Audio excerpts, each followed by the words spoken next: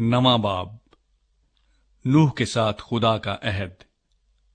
और खुदा ने नूह और उसके बेटों को बरकत दी और उनको कहा कि बारवर हो और बढ़ो और जमीन को मामूर करो, और जमीन के कुल जानदारों और हवा के कुल परिंदों पर तुम्हारी दहशत और तुम्हारा रोब होगा। ये और तमाम कीड़े जिनसे जमीन भरी पड़ी है, और समुद्र की कुल मछलियां तुम्हारे हाथ में की गईं।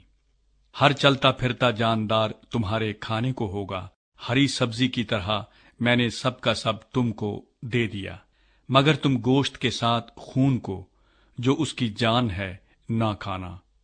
मैं तुम्हारे खून का बदला जरूर लूंगा, हर जानवर से उसका बदला लूंगा।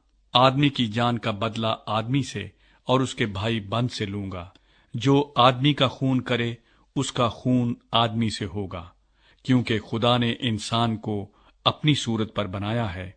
और तुम बारवर हो और बढ़ो और जमीन पर खूब अपनी नस्ल बढ़ाओ और बहुत ज्यादा हो जाओ।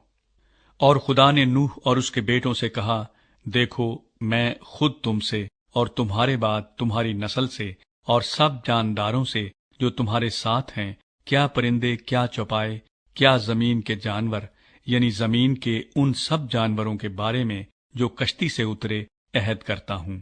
मैं इस अहद को तुम्हारे साथ कायम रखूंगा कि सब जानदार तूफान के पानी से फिर हलाक ना होंगे, और न कभी जमीन को तबाह करने के लिए फिर तूफान आएगा।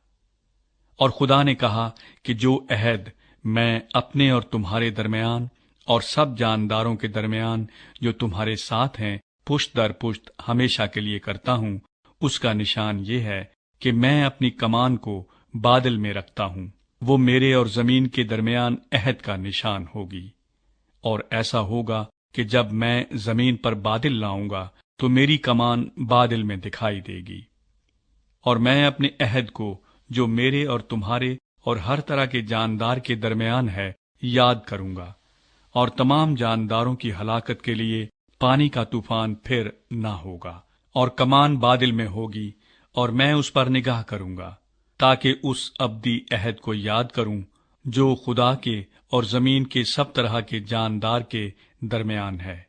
पस खुदा ने नूह से कहा कि ये उस अहद का निशान है जो मैं अपने और जमीन के कुल जानदारों के दरमियान कायम करता हूं।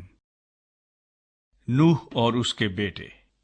नूह के बेटे जो कश्ती से निकले सिम, हाम और याफ थे। और हाम कनान का बाप था।